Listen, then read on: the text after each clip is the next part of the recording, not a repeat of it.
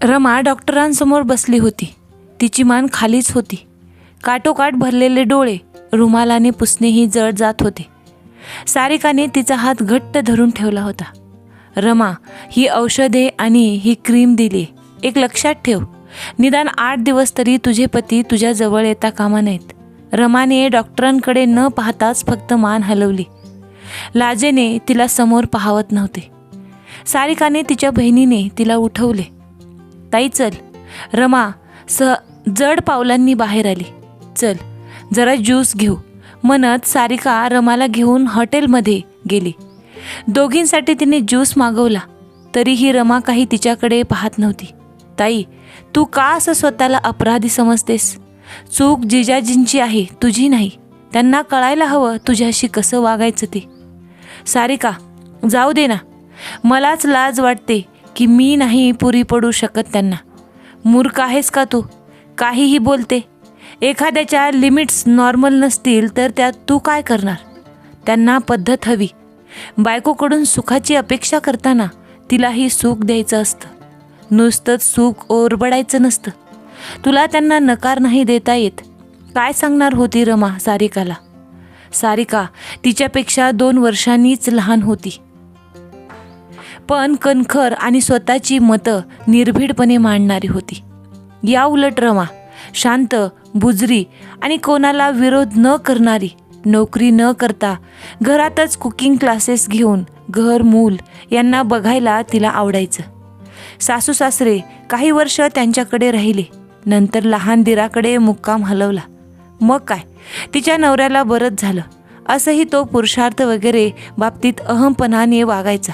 बायकोने त्याला हवं ते त्याच्या मनासारखे केलंच पाहिजे. तिलाही आवडायचं त्याचं तिच्यावर हक्क गाजवणं.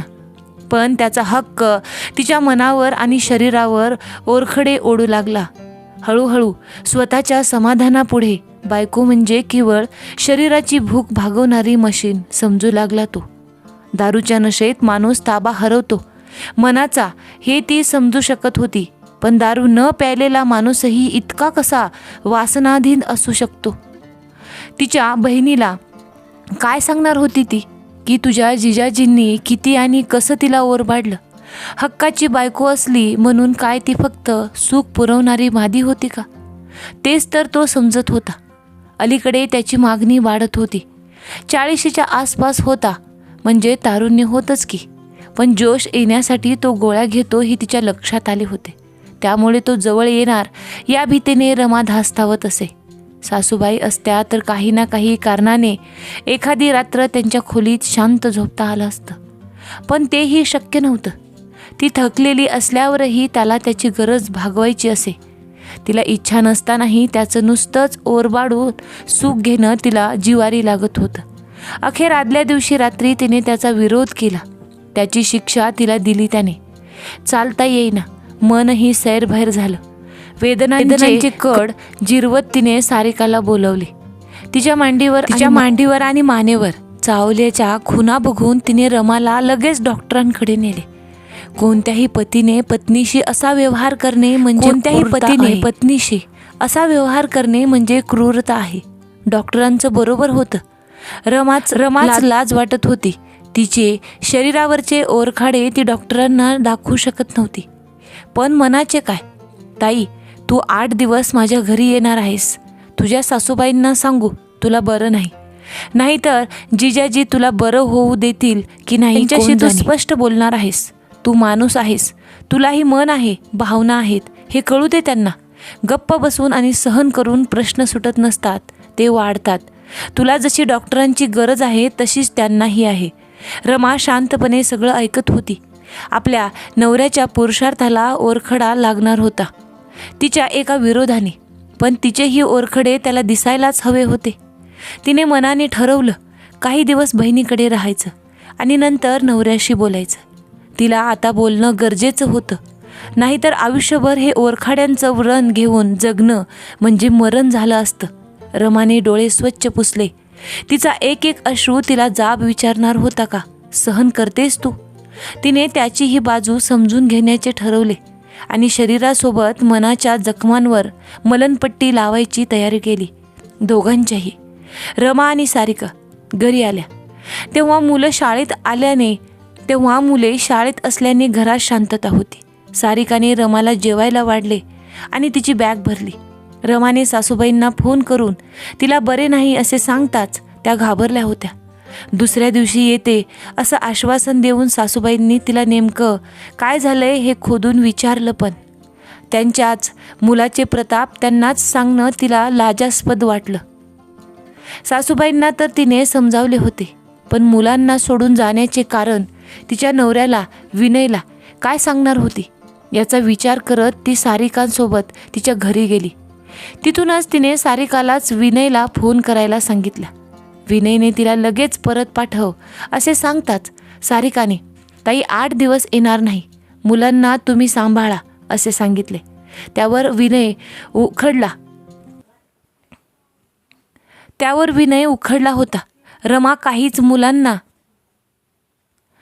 कधीच मुलांना सोडून एवढी कुठे राहिली नव्हती, तिच्या माहेरीही नाही. त्याला रमाचा राग आला. आईला परत येण्याचा हट्ट धरला होता.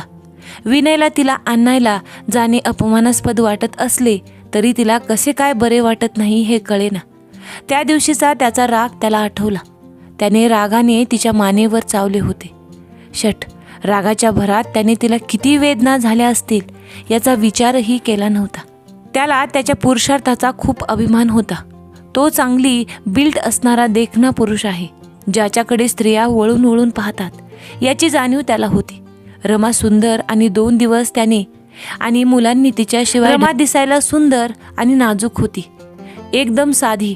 विनयला एखाद्या रतीप्रमाणे तिने खुलवावे अशी तिच्याकडून अपेक्षा असताना ती मात्र एकदम वेनिला आईस्क्रीम सारखी होती. त्याला प्रेमात जोश आवडायचा, पण ती मात्र थंड शीतल चांदण्यासारखी. सुरुवातीला तिच्यातील हे चांदणं त्याला सुखावून जात होतं, पण जसजसं नातं जुनं व्हायला लागलं तसं तसं त्याला तिचं दूर जाणं आणि अलिप्तपण जाचत होतं. तिच्यासाठी आपण कुठे कमी पडतोय का या भावनेतून त्याने रागाने गोळ्या सुरू केल्या. त्याच्या मित्राने सांगितलं तशा, पण हळूहळू त्याचा स्वतःवरचा ताबा जात असल्याचे त्याच्या लक्षात येऊ लागले. रमा त्याच्यापासून दूर राहण्याचा प्रयत्न करते हेही त्याला आवडत नव्हते. रमाकडून कधीच विरोध होईल ही अपेक्षा नसताना तिने त्या रात्री त्याला विरोध केला आणि त्याचा पारा सटकला होता. कुठल्या तरी सिनेमात पाहिलेलं दृश्य डोळ्यासमोर आलं आणि मनावरचा ताबा तो गमावून बसला होता. रमाला दुखवण्याचा किंवा इजा करण्याचा त्याचा हेतू नसला तरी रमा ही आपल्या हक्काची आहे ही एकच जाणीव त्यामुळे नेहमीप्रमाणे त्याला बेधुंद करून गेली आणि रमाचा विरोध त्याला जास्तच भडकवून गेला होता. कुठेतरी मनात जाणवत होतं तिचं असणं तो मिस करतोय. तिला आपण केवळ आपल्या भावनांची कदर करण्याची मशीन समजून वापरली. ही बाईची असते. रमाकडे बायको म्हणून पाहता पाहता एक त्याची गरज भागवणारी बाई म्हणून त्याने तिला नुसते ओरबाडले होते. रमाच्या जागी एखादी दुसरी असती तर या विचारानेच तो सैरभैर झाला. रमाला भेटणं खूप गरजेचं होतं त्याच्यासाठी. नाईलाजाने 3ऱ्या दिवशी ऑफिसमधून तो परस्पर सारिकाच्या घरी गेला रमाला परत आणायला. रमाच्या मानेवरचा व्रण पाहून तो दचकलाच. रमाला आपण असं काही केलंय हे का नाही लक्षात आलं? तिने हे का नाही सांगितलं? तिच्या मांडीवरही अशीच जखम असेल का या विचाराने तो शरमला होता. रमाने दुसऱ्या नजरेने त्याच्याकडे पाहताच तो तिच्या जवळ गेला. सारिकाच्या बेडरूममध्ये तिने त्यांना बोलायला दिले होते. रमा तो जवळ जाताच ती भीतीने दूर सरकली होती. रमा मी मला हे असं काही करतोय याचं भानच राहिलं नव्हतं. प्लीज मला माफ कर. रमा काहीच बोलली नाही. रमा तू मला माफ कर आणि घरी चल, मुलं वाट पाहत आहेत. कोणत्या तोंडाने तो सांगणार होता की तो तिच्या सहवासालाही आतुर होता. विनय, तुम्ही माझ्यापेक्षा माझ्या शरीरावर जास्त प्रेम केले. तुम्हाला माझ्या शरीराकडून जे हवं ते मिळायचं थांबले की तुम्ही मला दूर ढकलून द्याल. मग मी कुठे जाऊ?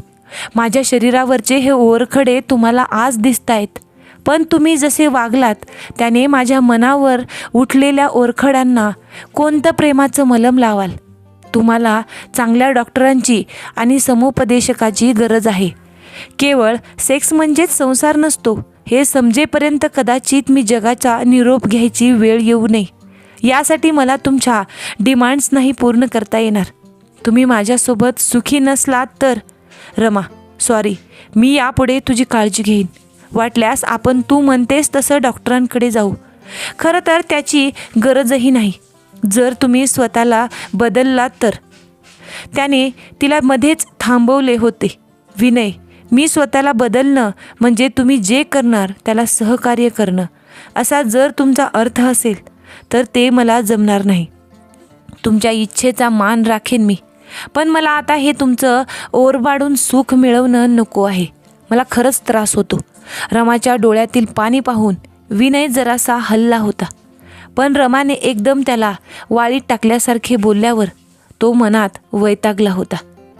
रमा नाही तर कोणीही दुसरी मिळणार नाही का? त्याची नजर भागवणारी, त्याची गरज भागवणारी बायको म्हणजे मेनाची पुतळे. रमाला सारिकाकडे आराम करायला सोडून विनय परतला होता. त्यानंतर विनयने रमाच्या सांगण्यावरून केवळ मुलांसाठी म्हणून डॉक्टरांकडे भेट दिली. पण त्याला हे पटत नव्हते की त्याच्यात काही कमी किंवा जास्त आहे.